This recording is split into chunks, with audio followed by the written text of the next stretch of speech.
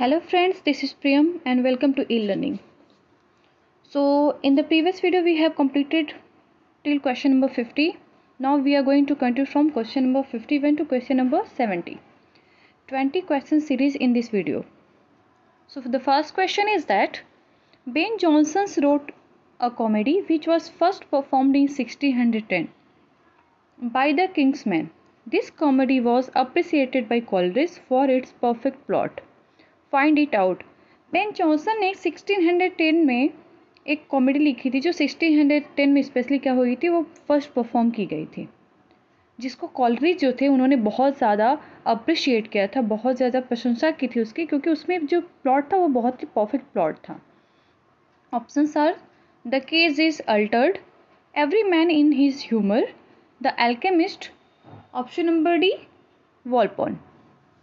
So here that comedy is the alchemist. इससे पहले वाली वीडियो में मैंने आपको इन्फॉर्म किया है कि एल्केमिस्ट का मतलब क्या होता है।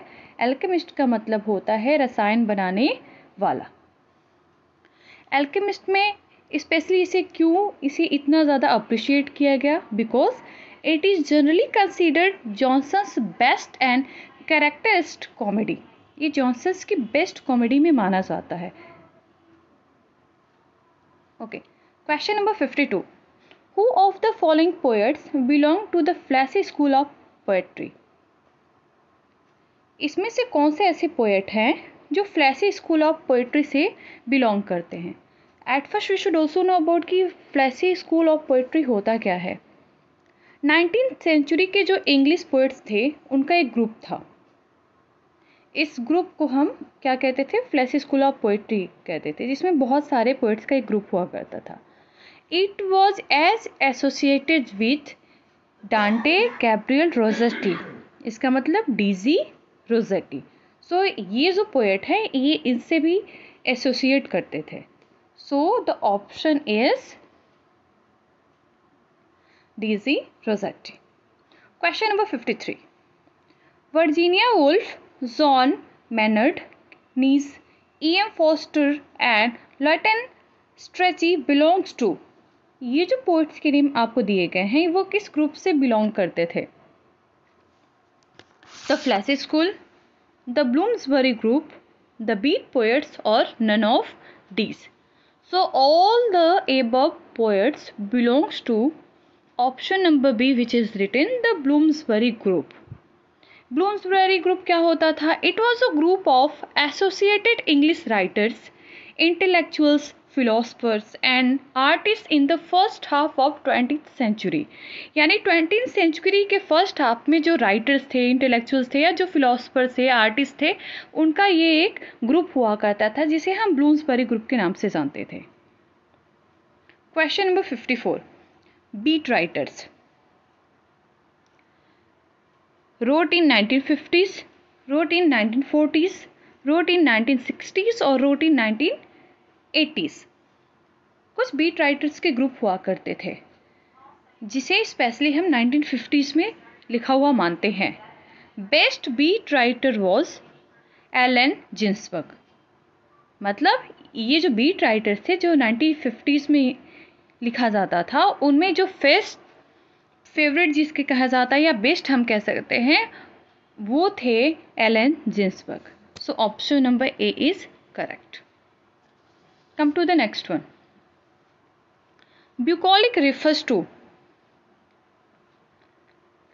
the poets who wrote in praise of wine, the poets who wrote pastoral poetry, the poets who imitated Pope और the poets who imitated Wordsworth। यानी ये बुकॉलिक जो था वो किससे रिलेट करता था? सो ये स्पेशली रिलेट करता था the poets who wrote pastoral poetry. वो पोएट जो थे जो पेस्टोरल पोएट्री लिखा करते थे। सो पेस्टोरल पोएट्री होता क्या है? It is an ancient form of art. ये बहुत ही पुराना आर्ट का एक फॉर्म है that concentrate on the idealistic vision of rural life. जो रूरल लाइफ, जो देहाती जीवन या ग्रामीण जीवन से बिलोंग करके बहुत सारी चीज़ें उससे रिलेट करके लिखी जाती थी, उस पोइट्री को हम क्या कहते थे? Pastoral poetry. Question number 56. Who is known as the poet's poet? Poet किसे कहा जाता था? John Milton, John Dryden, Edmund Spenser और टी.एस. इलियट। तो पोएट हम कहते थे एडमंड स्पेंसर को। एडमंड स्पेंसर को second father of English poetry भी कहा जाता था। Question number 57। The beat generation is a group of American post world war second writers who came to prominence into 1950। Find out the beat poet. कह रहा है कि beat generation एक group हुआ करता था अमेरिका में जो वर्ल्ड वार सेकेंड के ड्यूरेशन में आया था 1950s में। Find out the beat poet. इनमें से ऐसा कौन है जो बीट पोएट थे? एलन जिन्सबर्ग, पोप, वाइटमैन और फोस्टर। अभी मैंने आपको बताया कि जो बेस्ट बीट राइटर थे उन्हीं हम किनके नाम से जानते थे? Allen Ginsberg. So option number A is correct, Allen Ginsberg. Question number 58। To use another person's thought writings as one's own is called. मतलब किसी और के विचारों को या किसी और की राइटिंग्स को या किसी और की लिखी हुई चीज़ों को हम कॉपी करके अपने में कन्वर्ट करके लिखते थे, अपनी खुद की मर्जी से लिख देते थे, बिना उनकी परमिशन लिए उनके थॉट्स को एक तरह से स्टीलिंग कर लेना या उनके थॉट्स को कॉपी कर लेना, उसे क्या कहा जाता था? Plagiarism. So option number A is correct, plagiarism. Question number 59। willing suspension of disbelief is a phrase coined by। willing suspension of disbelief ये किसके द्वारा क्वाइन किया जाता था? Dryden, Coleridge, T S. इलियट और एर्नोल्ड। सो ये जो स्टेटमेंट ये क्वाइन किया गया था वो किया गया था कॉलरिस के द्वारा। Question number 60। द चौसरियन स्टेंजा और राइम रॉयल कंप्राइजेस। चौसरियन स्टेंजा में, या जिसे हम राइम रॉयल के नाम से भी जाना चाहते हैं, उसमें कितनी लाइंस हुआ करती थी? सो उसमें होती थी आपकी 7 lines. Those lines followed a rhyming scheme of A B B C C. ये ए बी बी सी के जो है वो राइमिंग स्कीम फॉलो करता था। And it also uses iambic pentameter. मतलब इसमें आइएम्बिक पेंटामीटर का भी यूज किया जाता था। Question number 61। It is the practice of removing और restating any material in a text that might be considered offensive to some readers. It is known as blue stock, carpe diem, chiasm और Bowdlerism. So the correct answer is here बॉर्डलरिज्म।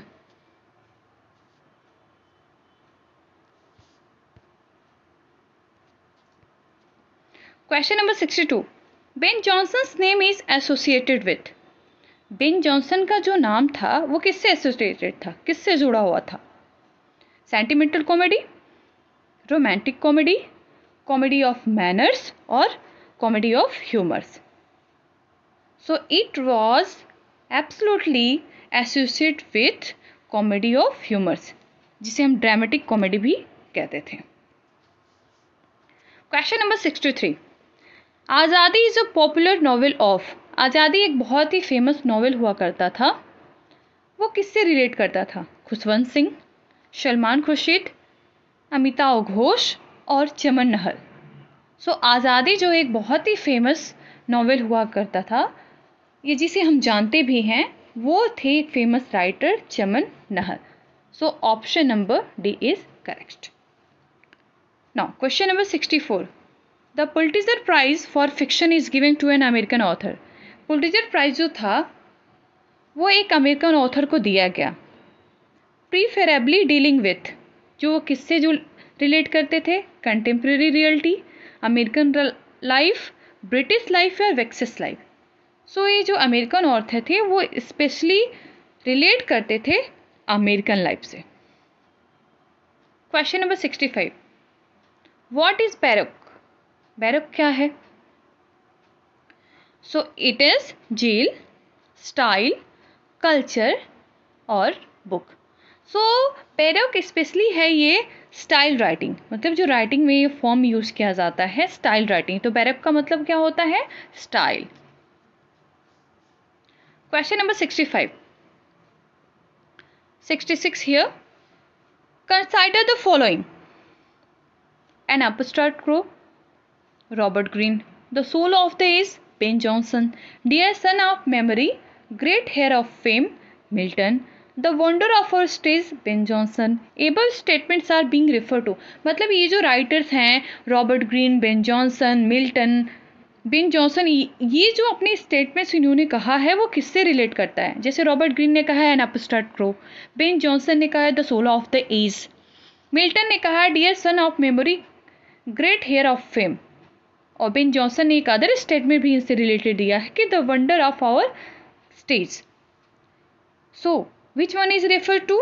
Milton, Wordsworth, Galsworthy और Shakespeare. So this one is related to the one and only Shakespeare. So I think question number 67 is left out. So here we continue question number 68. Here are mentioned the names of two plays of Shakespeare.